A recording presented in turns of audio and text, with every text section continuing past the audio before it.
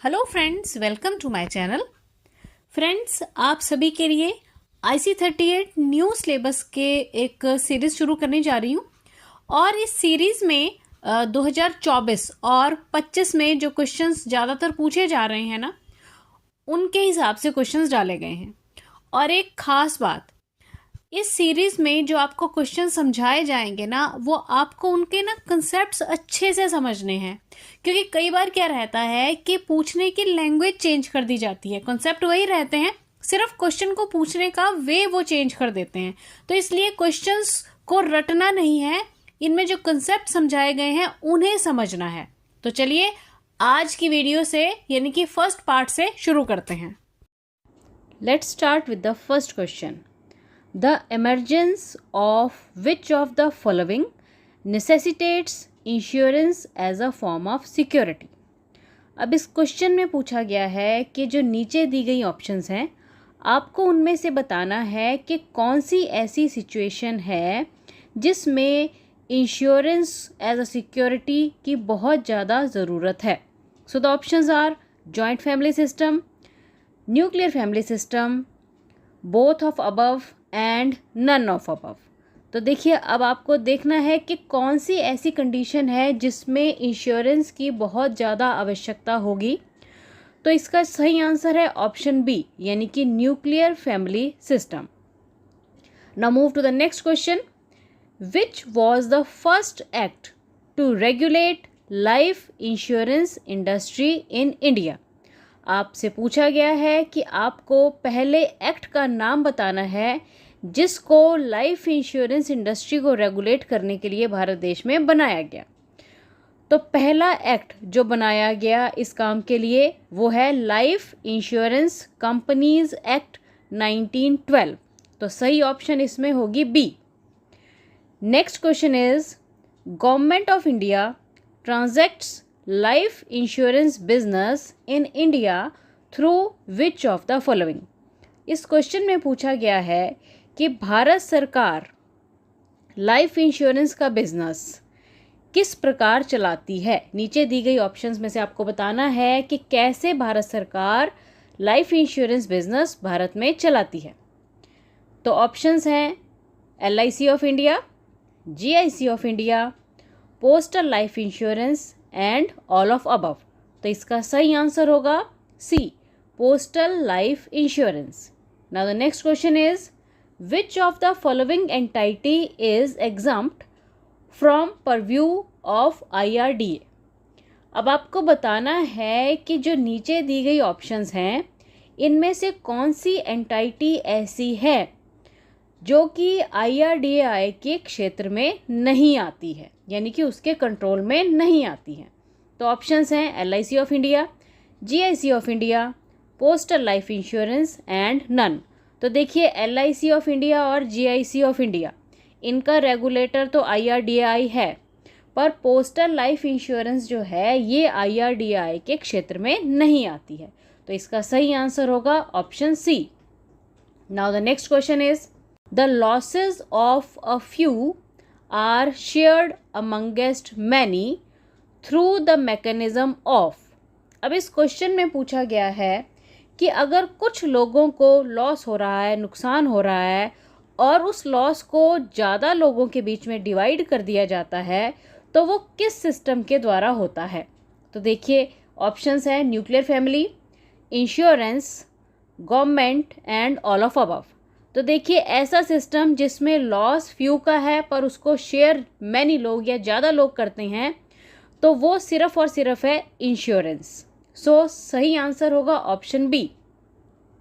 Next question है, dash consists of collecting premiums from numerous individuals to compensate the few who may suffer the losses. अब इस question में आपको बताना है कि उस मेथड को क्या कहते हैं जिसमें अलग अलग इंडिविजुअल से प्रीमियम इकट्ठा किया जाता है ताकि कुछ लोगों को जिनको लॉस हुआ है उनको कंपनसेशन दी जा सके। या आप सिंपल शब्दों में समझ सकते हैं कि उस तरीका, आपने वो तरीका बताना है जिसमें अलग अलग लोगों से प्रीमियम कलेक्ट किया जाता है एक जगह पे। तो उस प्रोसेस को हम कहते हैं पूलिंग। सो इसका सही आंसर होगा option A. Now the next question is which of the following is correct. इस क्वेश्चन में आपको 3 स्टेटमेंट्स दी गई हैं और आपसे पूछा गया है कि कौन सी स्टेटमेंट ऐसी है जो कि करेक्ट है। तो चलिए स्टेटमेंट्स पढ़ते हैं। फर्स्ट स्टेटमेंट है इंश्योरेंस रिड्यूसेस बर्डन्स, यानी कि जो इंश्योरेंस है वो आपका बर्डन कम कर देती है। सेकंड स्टेटमेंट है insurance is a system of mutual support, यानी कि इंश्योरेंस एक ऐसा सिस्टम है जिसमें म्यूचुअल सपोर्ट रहती है, यानी कि हम एक दूसरे को ना जानते हुए भी एक दूसरे की सपोर्ट करते हैं। और थर्ड ऑप्शन है या ऑप्शन सी है insurance the only method to manage the risk, यानी कि सिर्फ और सिर्फ रिस्क को मैनेज करने का तरीका इंश्योरेंस ही है। तो देखिए इसमें पहली ऑप्शन और ऑप्शन सेकंड जो है, या हम कह सकते हैं ऑप्शन ए और ऑप्शन बी, ये दोनों तो बिल्कुल सही हैं, पर सी ऑप्शन जो है इसमें लिखा गया है कि सिर्फ इंश्योरेंस ही है जिससे हम रिस्क को मैनेज कर सकते हैं। तो इसमें क्योंकि और भी मेथड्स आ जाते हैं, तो इसलिए इसका जो सही ऑप्शन होगा उसमें होगा कि जो फर्स्ट और सेकंड स्टेटमेंट है ये दोनों सही हैं। तो देखिए इसका आंसर जो है वो डी आ जाएगा, that means A and B are correct. Next question is which of the following can easily be compensated through insurance. आपको बताना है कि नीचे दी गई ऑप्शंस में से कौन सी ऐसी ऑप्शन है जिसमें जो लॉसेस हैं उनको इंश्योरेंस से कंपनसेट किया जा सकता है या कवर किया जा सकता है। तो देखिए यहाँ पर ऑप्शंस में दिया गया है primary burden of risk, then secondary burden of risk, then both, और फोर्थ ऑप्शन है नन। तो सबसे पहले तो हमें प्राइमरी बर्डन ऑफ रिस्क और सेकेंडरी बर्डन ऑफ रिस्क के बारे में जानकारी होनी बहुत ज़रूरी है। देखिए प्राइमरी बर्डन ऑफ रिस्क ऐसा रिस्क रहता है या ऐसा बर्डन है रिस्क की वजह से जिसको कि हम मेजर कर सकते हैं। हम कह सकते हैं कि ये एक ऐसी कंडीशन है जो कि डायरेक्ट है और मेजरेबल है। जैसे मान लीजिए कि अगर कोई व्यक्ति बीमार हो जाता है और उसका कोई ऑपरेशन होता है, तो उसकी ऑपरेशन में जितना भी खर्चा है वो इंश्योरेंस कंपनी देगी। अगर उसने हेल्थ इंश्योरेंस करवाई है सपोज, तो वो ऐसा लॉस है या ऐसा खर्चा है जिसको कि मेजर किया जा सकता है। तो ऐसा खर्चा जिसे मेजर किया जा सके, नापा जा सके, तोला जा सके, ऐसे कंडीशन को प्राइमरी बर्डन ऑफ रिस्क कहा जाता है। और सेकेंडरी बर्डन ऑफ रिस्क ऐसी कंडीशन है जिसे हम मेजर नहीं कर सकते। तो देखिए क्वेश्चन में क्योंकि पूछा गया है कि आपको बताना है कि कौन सी ऐसी कंडीशन है जिसको कि इंश्योरेंस के द्वारा कंपनसेट किया जा सकता है या कवर किया जा सकता है, तो इसका जो सही आंसर है वो होगा option A, that is primary burden of risk. Now the next question is secondary burden of risk consists of dash and dash one has to bear if exposed to loss situation। अब इस question में पूछा गया है कि जो secondary burden of risk रहता है, अगर कोई व्यक्ति किसी लॉस की सिचुएशन में पहुंच जाता है तो उसे कौन कौन सी चीज़ों को बियर करना पड़ेगा अगर हम सेकेंडरी बर्डन ऑफ रिस्क की बात करते हैं। तो देखिए इसका जो सही आंसर आएगा वो ऑप्शन बी आएगा, क्योंकि उस व्यक्ति को जो उसका खर्चा है कॉस्ट बियर करना पड़ेगा, और स्ट्रेन्स यानी कि जो उसके इफेक्ट होंगे, जो नुकसान होंगे वो भी बियर करने पड़ेंगे। तो इसका सही आंसर आएगा costs and strains. Now the next question is which are the methods to manage the risks. आपको बताना है कि अगर हम रिस्क को मैनेज करना चाहते हैं तो नीचे दिए गए मेथड्स में से कौन सा मेथड सही है। तो चलिए देखते हैं। सबसे पहले है रिस्क अवॉइडेंस। रिस्क अवॉइडेंस एक ऐसी सिचुएशन है जिसमें हम रिस्क को अवॉइड कर सकते हैं, यानी कि कंट्रोल किया जाए ताकि हम लॉस को अवॉइड कर सकें। नेक्स्ट ऑप्शन है रिस्क रिटेंशन। रिस्क रिटेंशन का मतलब है रोकथाम, यानी कि रिस्क को रोक दिया जाए। नेक्स्ट ऑप्शन है रिस्क रिडक्शन। रिस्क रिडक्शन एक ऐसा मेथड है जिससे कि आप रिस्क को कम कर सकते हैं या हम कह सकते हैं कि अगर कोई प्रोसेस बार बार हो रहा है तो उसकी फ्रीक्वेंसी को कम कर दिया जाए ताकि हम खतरे से कम कनेक्ट कर पाए।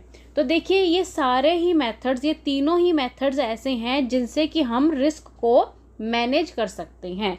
तो इसका जो सही आंसर होगा वो ऑप्शन डी होगा, यानी कि all of above. Now the next question is dash and dash refers to measures to reduce chances of occurrence and measures to reduce degree of losses. अब इस क्वेश्चन में आपसे पूछा गया है कि आपको दो ऐसी बातों के बारे में बताना है जिससे कि आप लॉस होने के चांस को भी कम कर सकते हैं और ऐसे मेजर्स ले सकते हैं, ऐसे रोकथाम कर सकते हैं कि उसको कम किया जा सके लॉस को। तो देखिए इसका जो सही आंसर आएगा वो होगा loss prevention and loss reduction, यानी कि लॉस को अगर हम प्रिवेंट करें, उसकी रोकथाम करें, तो लॉस को काफ़ी हद तक हम कम कर सकते हैं। सो सही answer is option D. Next question is risk reduction and control involves steps like. आपसे पूछा गया है कि रिस्क रिडक्शन और कंट्रोल अगर हम करना चाहते हैं तो कौन से स्टेप्स हमें फॉलो करने पड़ेंगे। तो चलिए देखते हैं क्या है ऑप्शंस। पहली ऑप्शन है एजुकेशन एंड ट्रेनिंग, यानी कि अगर हम एजुकेशन और प्रॉपर ट्रेनिंग लें या किसी को दें तो हम रिस्क को रिड्यूस और कंट्रोल कर सकते हैं। सेकेंड ऑप्शन है मेकिंग एनवायरमेंटल चेंजेस, यानी कि एनवायरमेंट में ऐसी कुछ चेंजेस कर दी जाएं ताकि रिस्क को कंट्रोल किया जा सके। Then spreading out items to various locations. तीसरी ऑप्शन कह रही है कि कुछ ऐसी आइटम्स या हम कह सकते हैं कुछ ऐसे स्टेप्स किए जाएं जिससे कि प्रॉब्लम्स को या रिस्क को कंट्रोल किया जा सके। तो इसमें देखिए तीनों ही जो ऑप्शंस हैं ये सही हैं जिससे कि आप रिस्क को कम कर सकते हैं और कंट्रोल भी कर सकते हैं। सो सही आंसर होगा ऑप्शन डी। नेक्स्ट क्वेश्चन है रिस्क फाइनेंसिंग इंक्लूड्स। तो रिस्क फाइनेंसिंग में क्या आएगा। सबसे पहली ऑप्शन है risk retention, then risk transfer, तीसरी ऑप्शन है both A and B are correct, और फोर्थ ऑप्शन है कि दोनों ही ए और बी गलत हैं। तो देखिए रिस्क फाइनेंसिंग में आएगा रिस्क रिटेंशन और रिस्क ट्रांसफ़र, यानी कि रिस्क की रोकथाम की जाए या फिर रिस्क को ट्रांसफ़र कर दिया जाए तो हम रिस्क फाइनेंसिंग कर सकते हैं। तो इसका जो सही आंसर आएगा वो आएगा ऑप्शन सी, यानी कि ए और बी दोनों ही करेक्ट ऑप्शंस हैं। Next question is risk retention means. देखिए रिस्क रिटेंशन एक ऐसी कंडीशन है जहां पर रिस्क की रोकथाम की जाती है, और वो कैसे कि अगर कोई व्यक्ति है जो कहता है कि मैंने लॉसेस को कवर करने के लिए सारी प्लानिंग की हुई है, तो ऐसी कंडीशन को हम रिस्क रिटेंशन कह सकते हैं, या इंग्लिश में इसे समझाया गया है प्लान्ड एक्सेप्टेंस ऑफ लॉसेस, यानी कि पूरी प्लानिंग की गई है कि अगर लॉसेस हो जाते हैं तो उसे हम कैसे कवर कर सकते हैं। तो देखिए रिस्क रिटेंशन जो है इसके हिसाब से अगर हम कहें कि planned acceptance of the losses है तो इसे हम सेल्फ इंश्योरेंस भी कहते हैं, यानी कि रिस्क रिटेंशन को आप डायरेक्टली रिलेट कर सकते हैं सेल्फ इंश्योरेंस से। तो इसकी जो सही ऑप्शन होगी वो ऑप्शन डी होगी। Now the next question is risk transfer means. तो अगर हम अपना रिस्क ट्रांसफ़र कर देते हैं, सपोज हमने अपनी इंश्योरेंस करवा ली इंश्योरेंस कंपनी से, तो हमने क्या किया, अपना जो रिस्क था अपनी लाइफ पे, जो हमारी लाइफ पे रिस्क था वो हमने इंश्योरर को ट्रांसफ़र कर दिया, इसे हम रिस्क ट्रांसफ़र कहते हैं। तो अब इस क्वेश्चन में आपको बताना है कि रिस्क ट्रांसफ़र का मीनिंग क्या है। तो देखिए पहली ऑप्शन में कहा गया है ensuring with an insurance company, यानी कि अगर हम खुद की इंश्योरेंस करवा लेते हैं इंश्योरेंस कंपनी से तो हमने अपना रिस्क इंश्योरेंस कंपनी को ट्रांसफ़र कर दिया, तो इस प्रोसेस को हम रिस्क ट्रांसफ़र कहते हैं। सो सही आंसर है option number A.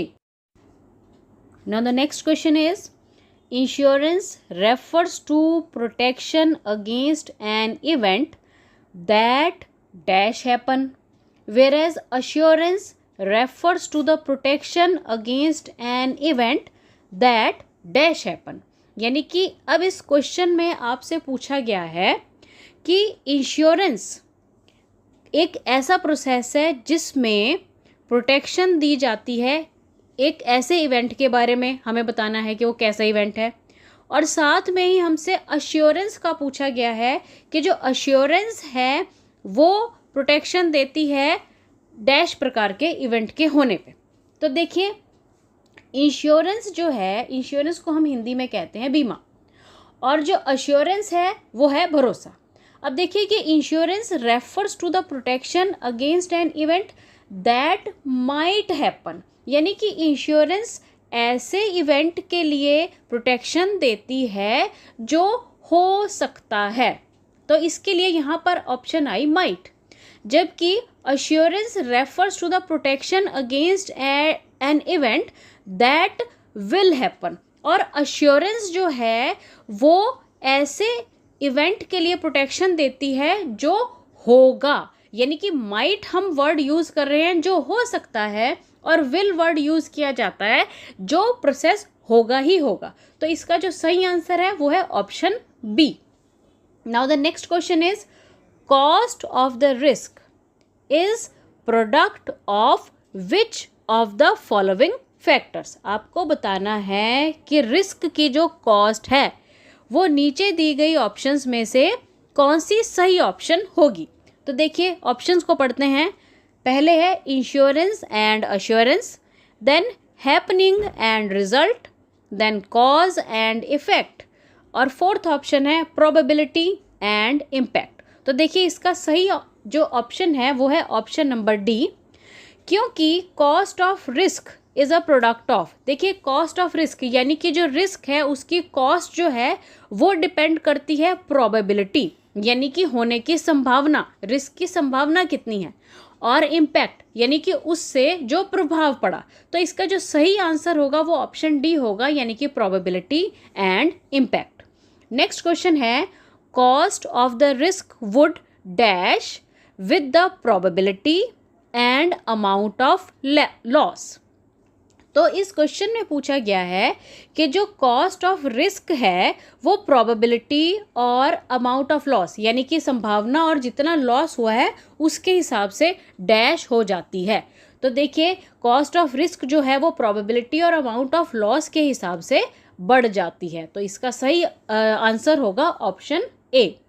Now the next question is considering insuring an ordinary ball pen is an example of. अब इस क्वेश्चन में पूछा गया है कि अगर हम एक ऑर्डिनरी बॉल पेन की इंश्योरेंस करवाते हैं तो वो एक किस प्रकार का एग्जाम्पल होगा। तो देखिए फर्स्ट ऑप्शन है don't risk more than you can afford to lose. अब देखिए पहली ऑप्शन में कहा गया है कि ऐसी चीज़ पर हमें कभी भी रिस्क नहीं लेना चाहिए जिसको खोना हम अफोर्ड नहीं कर सकते हैं, और सेकंड ऑप्शन में कहा गया है don't risk a lot for a little, यानी कि छोटी सी चीज़ के लिए हमें बड़ा रिस्क जो है वो नहीं लेना चाहिए। अब देखिए अगर हम इन दोनों ऑप्शंस को देखते हैं तो एक ऑर्डिनरी जो बॉल पेन है उसके लिए आपकी जो सेकंड ऑप्शन है वो सूटेबल बैठती है, क्योंकि ये एक ऑर्डिनरी बॉल पेन है, इसकी कोई ज़्यादा वैल्यू भी नहीं है। तो अगर हमसे ये खो जाता है या मिसप्लेस हो जाता है तो इसके लिए हमें कोई ज़्यादा रिस्क वाली ये बात नहीं रहती है। तो इसका जो सही आंसर होगा वो ऑप्शन बी होगा। Next question is considering insuring an oil refinery is an example of. अब देखिए इस सेकेंड क्वेश्चन में या इस नेक्स्ट क्वेश्चन में कंडीशन को बिल्कुल बदल दिया गया है। पहले क्वेश्चन में हमने ऑर्डिनरी बॉल पेन की इंश्योरेंस की बात की थी, अब यहाँ पर जो बात की जा रही है वो एक ऑयल रिफाइनरी की इंश्योरेंस की बात की जा रही है, और उसको पूछा गया है कि उसको आप कौन से एग्जाम्पल में फिट करेंगे। तो देखिए ऑप्शंस हैं don't risk more than you can afford to lose, यानी कि कभी भी ऐसी चीज़ पर रिस्क ना लीजिए जिसको आप लूज़ करना अफोर्ड नहीं कर सकते हैं। और सेकंड ऑप्शन है don't risk a lot for a little, यानी कि छोटी सी चीज़ के लिए आपको बड़ा रिस्क लेने की आवश्यकता नहीं है। अब देखिए जो ऑयल रिफाइनरी है, हमें इसकी इंश्योरेंस करवानी बहुत ज़रूरी है, क्योंकि अगर इसमें कोई प्रॉब्लम आ जाती है तो हमें क्या है कि ये जो लॉस इससे होगा वो बहुत बड़ा होगा। तो इसमें जो सही ऑप्शन आएगी वो फर्स्ट आएगी, यानी कि don't risk more than you can afford to lose. Now move to the next question, which of the following is correct. तो आपको यहाँ पर दो स्टेटमेंट्स दी गई हैं, स्टेटमेंट ए है और बी, और आपको बताना है कि दोनों में से कौन सी करेक्ट है। तो स्टेटमेंट ए कहती है the system of insurance benefits individual, family and society.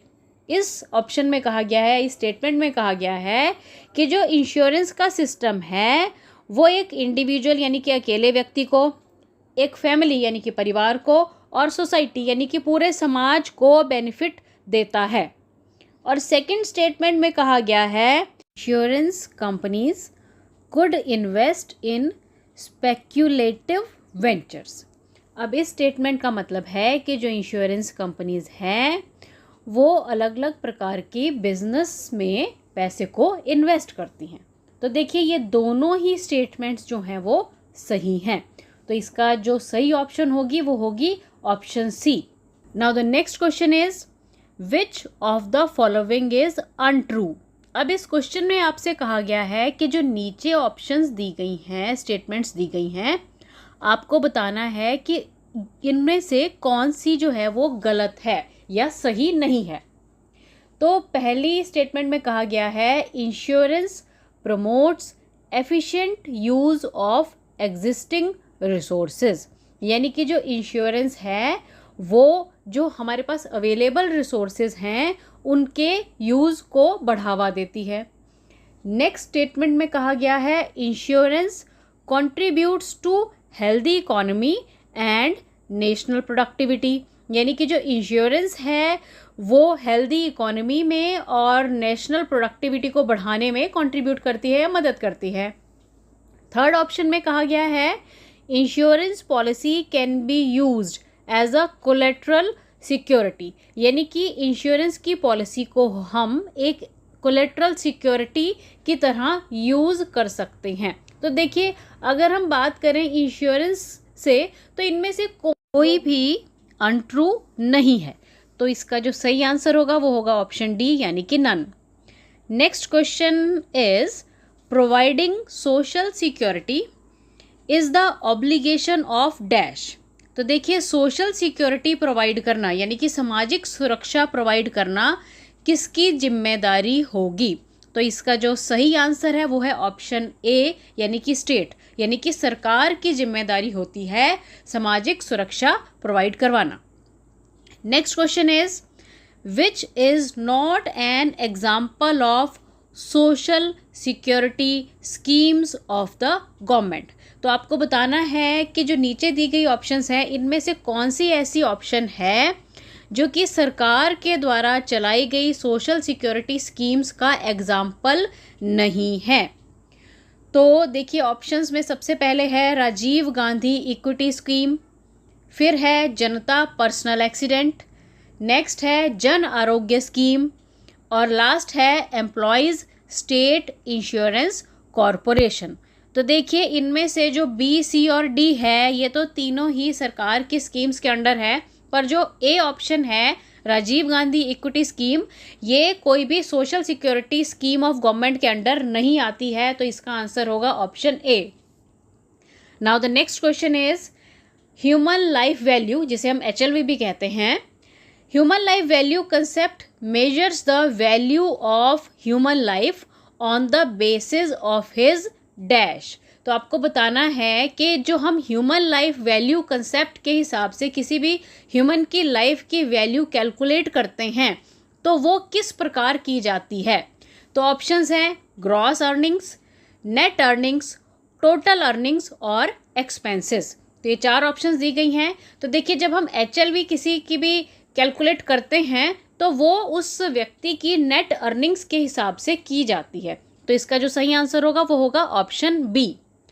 Next question is human life value can be arrived by dividing by dash and dash. तो आपको बताना है कि जो हम ह्यूमन लाइफ वैल्यू कैलकुलेट करते हैं वो किस प्रकार, मतलब किस चीज़ को किस चीज़ से डिवाइड करके कैलकुलेट किया जाता है। तो देखिए इसका जो सही ऑप्शन होगा, क्योंकि हमने लास्ट क्वेश्चन में अभी पढ़ा कि नेट अर्निंग के हिसाब से HLV कैलकुलेट की जाती है, तो नेट अर्निंग को अगर आप रेट ऑफ इंटरेस्ट से डिवाइड करेंगे तो उससे HLV को कैलकुलेट किया जा सकता है। तो इसका जो सही आंसर है वो है option D. Now the next question is, as per HLV concept the amount of insurance one can buy could be dash times of one's annual income। तो इस क्वेश्चन में पूछा गया है कि HLV कंसेप्ट के हिसाब से कोई भी व्यक्ति जिसको कि इंश्योरेंस दी जा रही है, तो उसे जो इंश्योरेंस दी जाएगी या उसे जो इंश्योरेंस खरीदनी चाहिए वो अपनी एनुअल इनकम के हिसाब से कितने गुना होनी चाहिए। तो देखिए इसका जो सही आंसर है वो होगा 10 से 15 गुना टाइम्स, यानी कि जितनी भी उसकी एनुअल इनकम है उससे उसको जो इंश्योरेंस खरीदनी चाहिए HLV कंसेप्ट के हिसाब से वो 10 से 15 गुना होनी चाहिए। तो इसका जो सही आंसर है वो है ऑप्शन बी, यानी कि 10 to 15 टाइम्स।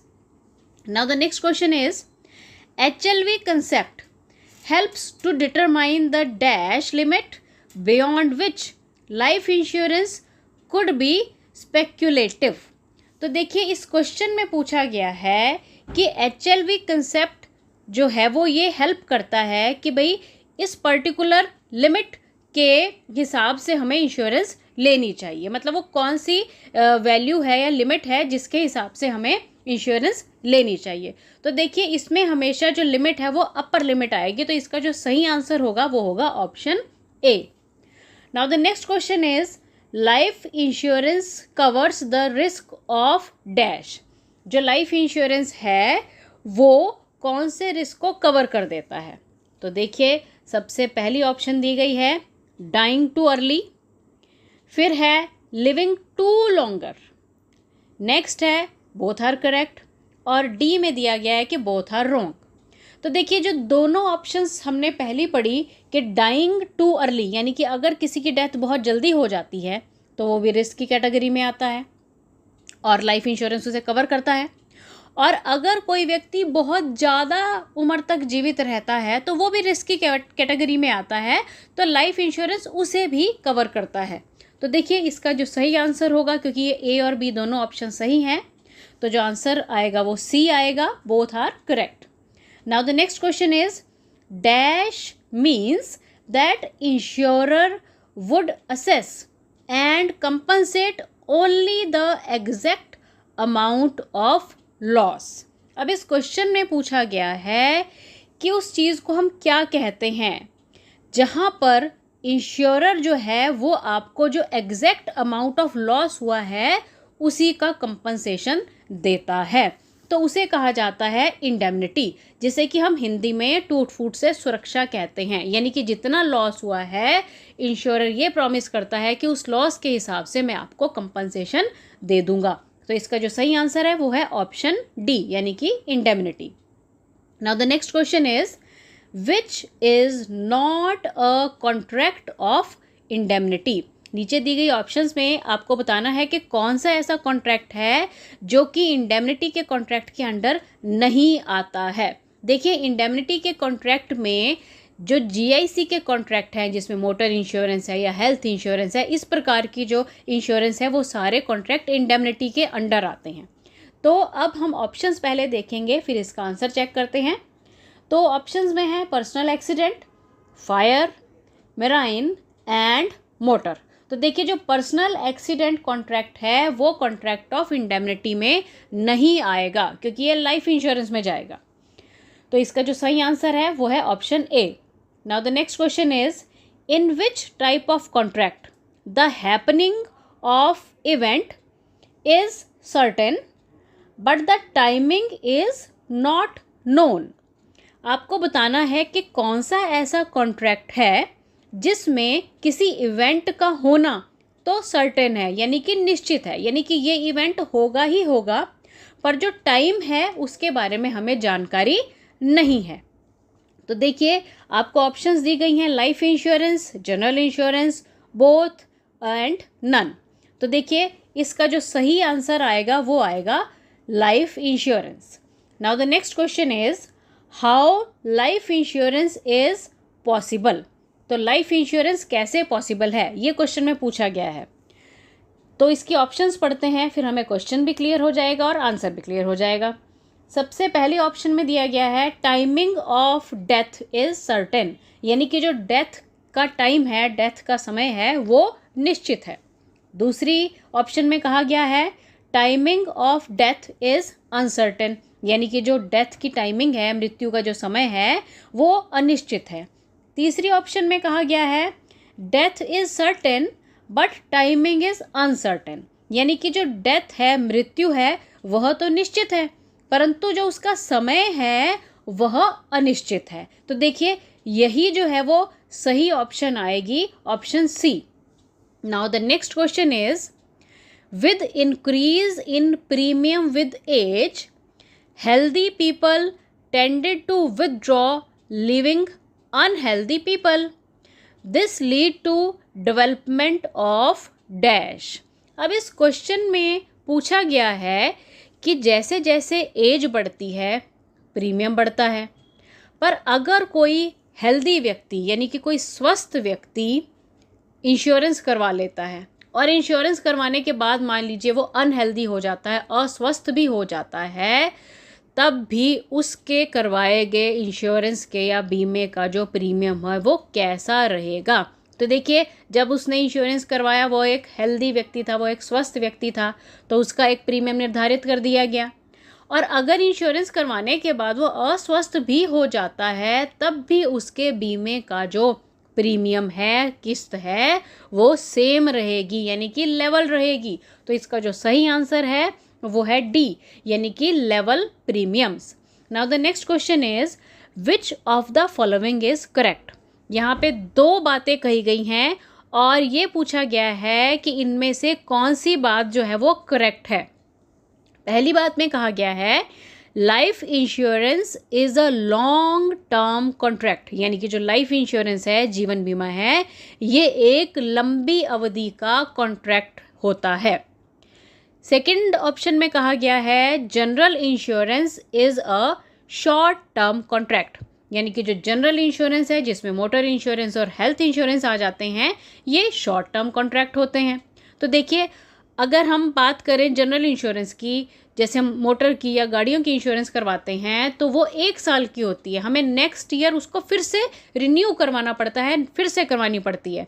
तो अब इससे आपको क्लियर हो गया होगा कि ये दोनों ही बातें सही हैं, क्योंकि जो लाइफ इंश्योरेंस है ये एक लॉन्ग टर्म कॉन्ट्रैक्ट रहता है और जनरल इंश्योरेंस जो है ये एक शॉर्ट टर्म कॉन्ट्रैक्ट रहता है। तो इसलिए दोनों ही ऑप्शन सही हैं, ऑप्शन सी यानी कि both A and B are correct, इसका सही आंसर होगा।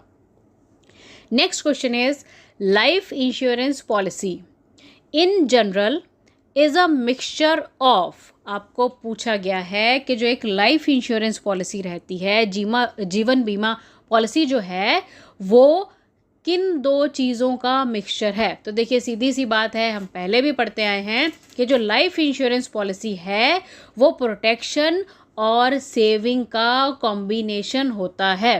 तो ऑप्शन सी जो है वो इसका सही आंसर है, protection and saving. Now the next question is dash principle means flow of resources from many to one.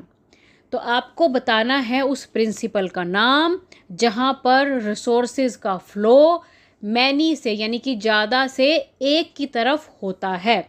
तो उस प्रिंसिपल को हम कहते हैं म्यूचुअलिटी या फिर पूलिंग, यानी कि जो ज़्यादा लोग हैं, जो ज़्यादा इंश्योर्ड लोग हैं, वो इंश्योरर के पास अपने रिसोर्सेज यानी कि अपना प्रीमियम जमा करवाते रहते हैं, तो उसे हम म्यूचुअलिटी या फिर पूलिंग कहते हैं और यही बेसिक कंसेप्ट इंश्योरेंस का होता है।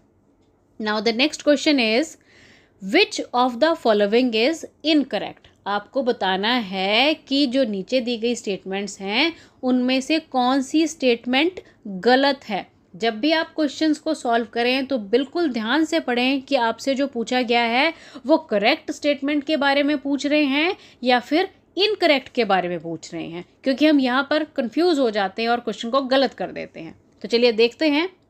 पहली ऑप्शन में कहा गया है mutuality means funds from various individuals are combined, यानी कि म्यूचुअलिटी का मतलब है अलग अलग इंडिविजुअल्स, मैनी इंडिविजुअल से जो फंड्स हैं उनको एक जगह पर इकट्ठा किया जाता है। और सेकंड ऑप्शन में कहा गया है diversification means spreading out funds to various destinations, यानी कि डाइवर्सिफिकेशन का मतलब है कि अपने फंड्स को अलग अलग जगह पर इन्वेस्ट करना। तो देखिए ये दोनों ही बातें सही हैं, यानी कि इनमें से कोई भी बात जो है वो इनकरेक्ट नहीं है। तो इसका जो सही आंसर आएगा वो ऑप्शन डी आएगा, यानी कि none. Now the next question is an insurance contract has to fulfill the requirements of dash. एक इंश्योरेंस कॉन्ट्रैक्ट को किसकी रिक्वायरमेंट्स को पूरा करना पड़ता है, यानी कि जब हम एक इंश्योरेंस कॉन्ट्रैक्ट बनवाते हैं, यानी कि जब हम इंश्योरेंस करवाते हैं तो दो लोगों के बीच में एक कॉन्ट्रैक्ट बनता है, इंश्योरर और इंश्योर्ड के बीच में। तो जब वो कॉन्ट्रैक्ट बनता है तो कौन सी रिक्वायरमेंट्स या कौन सी बातें हैं जो उसे पूरी करनी पड़ती हैं। तो देखिए इसका जो सही आंसर है वो डी आएगा, क्योंकि जो ये कॉन्ट्रैक्ट बनता है वो इंडियन कॉन्ट्रैक्ट एक्ट 1872 के हिसाब से बनता है। सो सही जो ऑप्शन है वो ऑप्शन डी है। Now the next question is which is not an element of valid contract. आपको बताना है कि जो नीचे दी गई ऑप्शंस हैं इनमें से कौन सी ऐसी बात है जो कि वैलिड कॉन्ट्रैक्ट के लिए सही नहीं है। तो देखिए पहली ऑप्शन में कहा गया है ऑफर एंड एक्सेप्टेंस, यानी कि कंपनी आपको ऑफर देगी और आप उस कॉन्ट्रैक्ट को एक्सेप्ट करते हैं। सेकंड है कैपेसिटी टू पे प्रीमियम्स, यानी कि आपकी प्रीमियम पे करने की क्या कैपेसिटी है। तीसरा है कंसीडरेशन, क्योंकि जब हम कोई अपना प्रपोजल तैयार करते हैं तो कंपनी उसको कंसीडर करती है।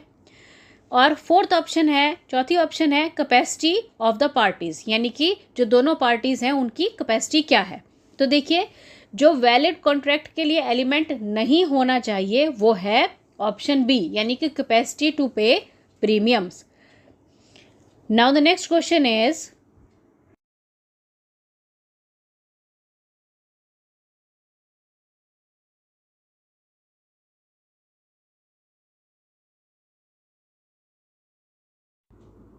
the person who makes the offer is called as dash and the person who accepts the offer in an insurance contract is called dash। अब इस क्वेश्चन में पूछा गया है कि आप उस व्यक्ति को क्या कहेंगे जिसने ऑफर दी है और उस व्यक्ति को क्या कहेंगे जिसने कि इंश्योरेंस कॉन्ट्रैक्ट की ऑफर को एक्सेप्ट किया है। तो देखिए पहली ऑप्शन में आएगा प्रपोजर, तो जो व्यक्ति ऑफर देता है वो है प्रपोजर, और जो व्यक्ति उस ऑफर को एक्सेप्ट करता है उसे हम कहते हैं इंश्योरर। तो इसका जो सही आंसर है वो है option D. Now the next question is if an condition is put by insurer then it is.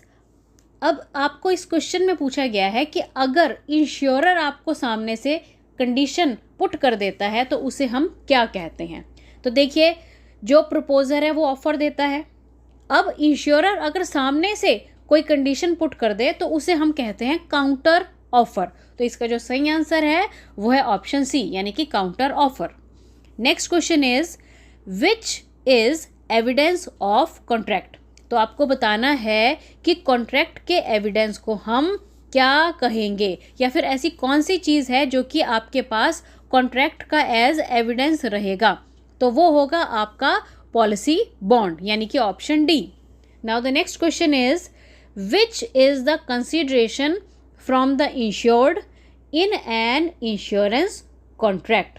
जब इंश्योरेंस कॉन्ट्रैक्ट की बात आती है तो आपको बताना है कि जो इंश्योर्ड व्यक्ति है यानी कि जो ग्राहक है वो किस चीज़ को कंसीडर करता है, किस चीज़ को कंसीडरेशन में रखा जाता है। तो देखिए कंसीडरेशन में हमेशा रहता है प्रीमियम, तो इसका जो सही आंसर है वो है ऑप्शन ए, यानी कि premium. Now the next question is which is the consideration from the insurer in an insurance contract. अब देखिए हमने लास्ट क्वेश्चन में पढ़ा कि जो इंश्योर्ड है उसकी कंसीडरेशन में क्या रहता है, तो वो हमने पढ़ा कि प्रीमियम। अब इस क्वेश्चन में हमसे पूछा गया है कि जो इंश्योरर है अब उसकी कंसीडरेशन में क्या रहेगा।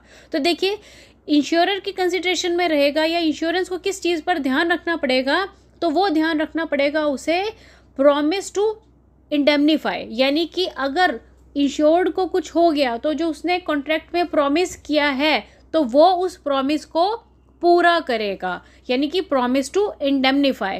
तो इसका जो सही आंसर है वो है option B. Now the next question is consent is not said to be free when it is caused by. तो देखिए अब इस क्वेश्चन में पूछा गया है कि जो अनुमति है या जो आज्ञा है, जिसे हम यहाँ पे कंसेंट कह रहे हैं, इसको फ्री नहीं माना जाएगा अगर, यानी कि आपको कोई भी काम ऐसा उसको करने के लिए आज़ादी नहीं मिलेगी। अब कौन कौन सी बातें हैं जिसको आपको काम करने के लिए आपको फ्री नहीं है, आप मतलब आप अपनी मर्जी से वो काम नहीं कर सकते, चाहे हम इंश्योरेंस की बात करें या फिर किसी और की बात करें। तो देखिए क्या है वो बात, तो अभी इस क्वेश्चन को आप पढ़ेंगे आपको क्लियर हो जाएगा। तो सबसे पहले लिखा है कोरेशन। कोरेशन का मतलब होता है किसी को डराना धमकाना।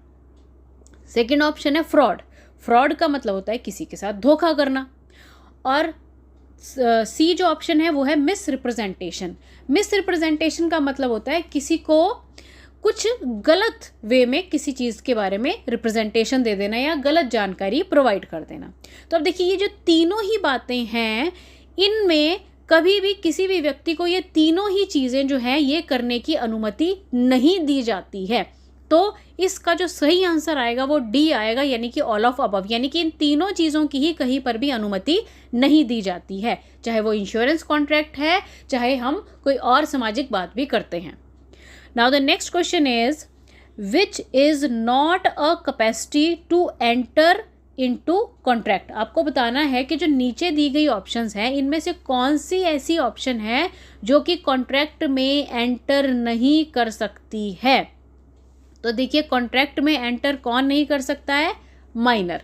इंश्योरेंस कॉन्ट्रैक्ट में माइनर की एंट्री नहीं होगी। इसका ये मतलब नहीं है कि उसकी पॉलिसी नहीं होगी, उसकी पॉलिसी होगी, पर जो कॉन्ट्रैक्ट है वो माइनर के, यानी कि 18 साल से जो कम बच्चा है उसके पेरेंट के साथ बनता है। तो जो कॉन्ट्रैक्ट है उसमें एंट्री किसे नहीं मिलेगी, माइनर को। तो इसका जो सही आंसर है वो है ऑप्शन ए।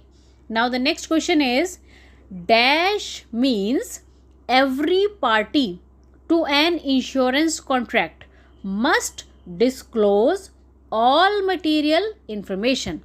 आपको बताना है उस पर्टिकुलर प्रिंसिपल का नाम जो ये कहता है कि जब भी इंश्योरेंस करवाई जा रही है या इंश्योरेंस का कोई कॉन्ट्रैक्ट बन रहा है तो दोनों ही पार्टीज़ को जो ज़रूरी जानकारियां हैं वो एक दूसरे को बतानी बहुत बहुत आवश्यक हैं। तो ऐसे प्रिंसिपल को कहा जाता है अबरीमा फाइट्स। तो इसका जो सही आंसर है वो है ऑप्शन डी, अबरीमा फाइट्स।